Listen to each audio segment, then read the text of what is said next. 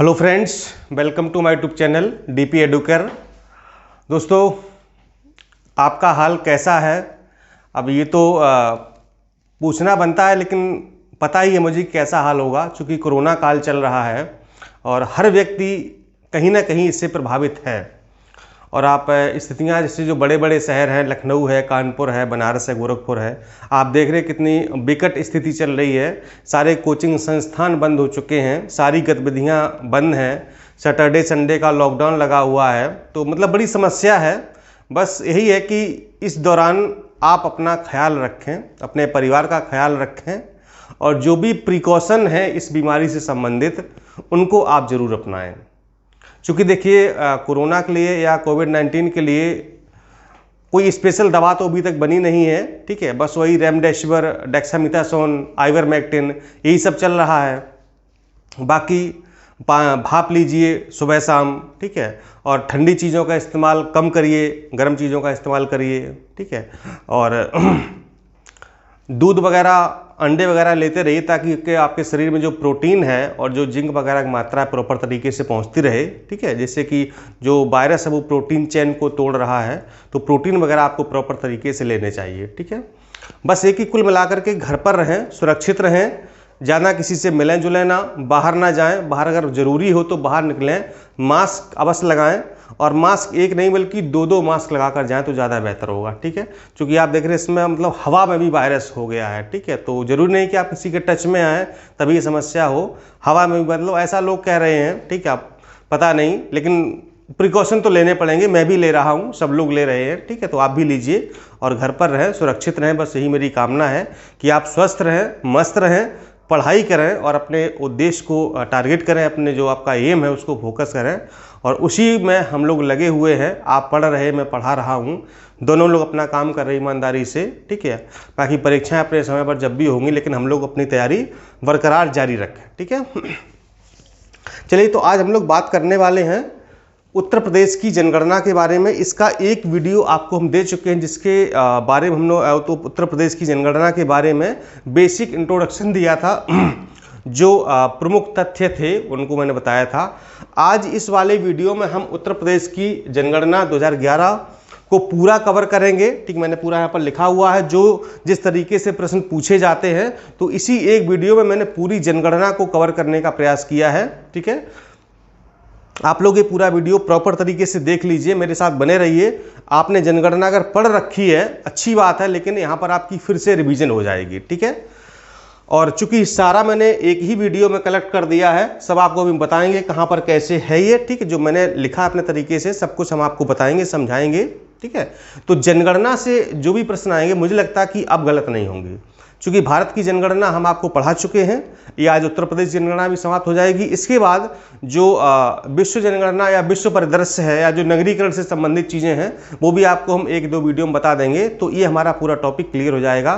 तो जो भी 5, 8, 10 सवाल जो भी जनगणना के आएंगे वो आपके गलत नहीं होंगे, ठीक है। जनगणना के जो प्रॉपर मैंने नोट्स बनवाए हैं वो ग्रुप में दिए जा रहे हैं, जीएस के साथ उनको दिया जा रहा है, ठीक है। उसमें आपको पूरा प्रिंटेड बाकायदा मिलेगा, ठीक है। और अगर आप उस ग्रुप को ज्वाइन करना चाहते हैं तो आप कॉल कर सकते हैं या मैसेज कर सकते हैं इस नंबर पर 6393 350 769, ठीक है।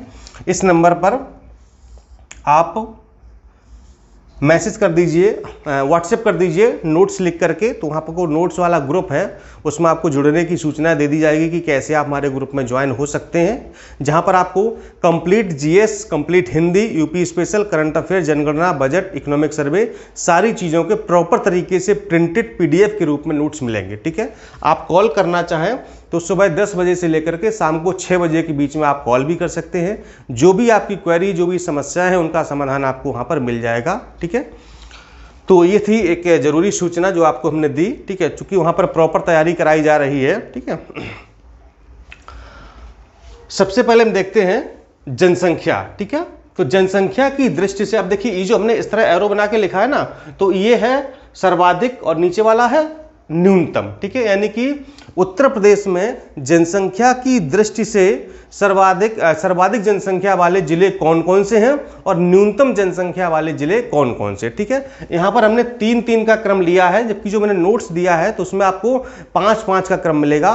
5 सर्वाधिक जिले 5 न्यूनतम वाले जिले। ठीक है, तो सबसे ज्यादा जनसंख्या किसकी है? इलाहाबाद की। दूसरे नंबर पर मुरादाबाद और तीसरा आपका गाजियाबाद। ठीक है, न्यूनतम जनसंख्या है उत्तर प्रदेश में महोबा की, उसके बाद चित्रकूट और ये आपका हमीरपुर। ठीक है, जो यहाँ पर चिन्ह लगे हुए हैं ये देखिएगा, ये बड़ा का है, ये छोटा का है। ठीक है, तो इलाहाबाद की ज्यादा है, उससे कम मुरादाबाद की है और उससे कम गाजियाबाद की है। यहाँ पर महोबा की सबसे कम है, उससे ज्यादा चित्रकूट की है, उससे ज्यादा हमीरपुर की। तो ये क्रम है। कभी कभी क्या होता है, ये पूछता सीधे सीधे कि सर्वाधिक जनसंख्या वाला जिला कौन सा है या न्यूनतम जनसंख्या वाला जिला कौन सा है। ठीक है, लेकिन कभी कभी क्या होता है, ये क्रम लगाने को पूछ देता है कि निम्न से घटते हुए जनसंख्या क्रम में या बढ़ते हुए जनसंख्या क्रम में जिलों को सजाइए। ठीक है, तो ये समस्या होती। कभी कभी क्या होता है कि सर्वाधिक वाला मान लो इलाहाबाद विकल्प नहीं है, मुरादाबाद से विकल्प शुरू हो रहा है। ठीक है, कि निम्न में से सर्वाधिक जनसंख्या वाला जिला कौन सा है? इलाहाबाद नहीं लेकिन मुरादाबाद है। ठीक है, तो उसमें आप कंफ्यूज होंगे। ठीक है, कि इलाहाबाद तो है ही नहीं, मैंने इलाहाबाद पढ़ा था, समझ रहे ना। तो फिर इलाहाबाद जब विकल्प है ही नहीं, इसका मतलब कि मुरादाबाद ही तब सही होगा। ठीक है, तो इस तरीके से भी प्रश्न अक्सर पूछ लिए जाते हैं। चलिए नेक्स्ट है नगरीय जनसंख्या और ग्रामीण जनसंख्या। ठीक है, तो जो उत्तर प्रदेश में नगरीय जनसंख्या है वो है 22.3%, यानी जो लोग नगरों में निवास करते हैं वो है 22.3%, और जो गांव में या ग्रामीण क्षेत्रों में निवास करते हैं वो है 77.7%, यानी 77.7% लोग अभी भी गांव में निवास करते हैं उत्तर प्रदेश की बात की जाए तो। ठीक है, तो सबसे ज्यादा ग्रामीण जनसंख्या कहां पर है? सबसे ज्यादा नगरीय जनसंख्या कहां पर है? गाजियाबाद में 67.6%, दूसरा है लखनऊ 66.2% और तीसरा है कानपुर नगर 65.83% जनसंख्या नगरों में निवास करती है। न्यूनतम नगरीय जनसंख्या वाले जिले हैं श्रावस्ती 3.5%, कुशीनगर 4.72%, महाराजगंज 5.02%। ठीक है, सबसे ज्यादा ग्रामीण जनसंख्या निवास करती है श्रावस्ती में, इसी का जस्ट उल्टा हो जाएगा। ठीक है, 96.5%, कुशीनगर में 95.3% और महाराजगंज में 95% जनसंख्या गांव में निवास करती है। गाजियाबाद में सबसे कम ग्रामीण जनसंख्या 32.4%, लखनऊ में 33.8% और कानपुर नगर में है 34.2%। ठीक है, जो उत्तर प्रदेश की दशकीय वृद्धि दर है वो 20.22% है। भारत की कितनी दशकीय वृद्धि है? अगर आपको पता है तो कमेंट बॉक्स में बताइए कि भारत की दशकीय वृद्धि दर कितनी है। उत्तर प्रदेश की है 20.22%। सबसे ज्यादा दशकीय वृद्धि कहां पाई गई है? गौतम बुद्ध नगर में है 49.1%, गाजियाबाद में 41.3% और श्रावस्ती में है 30.5%। न्यूनतम की बात की जाए तो कानपुर नगर में सबसे ज्यादा कम दशकीय वृद्धि दर पाई गई है 9.9%, हमीरपुर में 11.1% और बागपत में है 11.9%। ठीक है, जनसंख्या घनत्व तो उत्तर प्रदेश का 829 है और भारत को आपको पता ही हो कितना है? 382 है भारत का जनसंख्या घनत्व, जबकि उत्तर प्रदेश का है 829। जनसंख्या घनत्व की दृष्टि से जो सर्वाधिक जनसंख्या घनत्व वाले जिले हैं वो आपके हैं गाजियाबाद, बहुत प्रश्न पूछा जाता है यहाँ, 3971, वाराणसी 2395 और लखनऊ आपका है 1816 प्रति वर्ग किलोमीटर। ठीक है, ललितपुर सबसे कम 242, सोनभद्र 270, हमीरपुर 275। ठीक है, साक्षरता की दृष्टि से अगर ओवरऑल देखा जाए तो हमारी जो उत्तर प्रदेश साक्षरता दर है वो है 67.7%, यानी 67.7% साक्षरता दर है।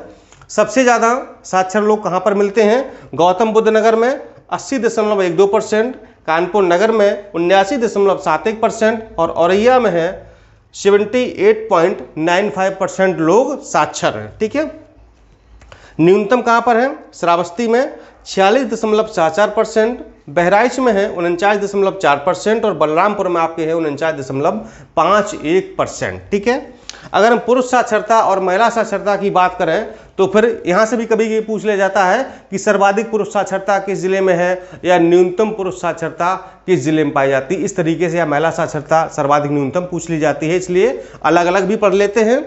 तो पुरुष साक्षरता उत्तर प्रदेश में है 77.3% टोटल ओवरऑल। सबसे ज़्यादा गौतम बुद्ध नगर में 88.1%, औरैया में 86.11% और इटावा में है 86.1%। ये क्रम है आपका सर्वाधिक का। न्यूनतम का क्रम है श्रावस्ती में 57.2%, बहराइच में 58.34% और बलरामपुर में आपको मिलेगी 59.73%। ये है आपकी पुरुष साक्षरता। अगर महिला साक्षरता देखी जाए तो 57.2% ओवरऑल है, ठीक है। देखिए क्रम है 57, 67 और 77, ये क्रम याद रखिएगा कि महिला 57 ओवरऑल, 67 और पुरुष 77, ठीक है। सबसे ज़्यादा महिला साक्षरता आपको कानपुर नगर में मिलेगी 75.1%, लखनऊ में 71.54%, गौतम बुद्ध नगर में है 70.82%।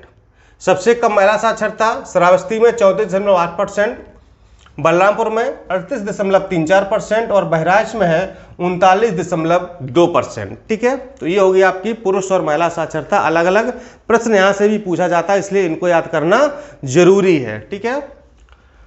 लिंगानुपात आपको पता है उत्तर प्रदेश का कितना है, 912 लिंगानुपात है। सबसे ज़्यादा लिंगानुपात यहाँ से प्रश्न पूछा जाएगा, ठीक है। सबसे ज़्यादा लिंगानुपात किस जिले में है, जौनपुर का है 1024, दूसरे नंबर पर आजमगढ़ है 1019 और तीसरे नंबर पर आएगा देवरिया 1017।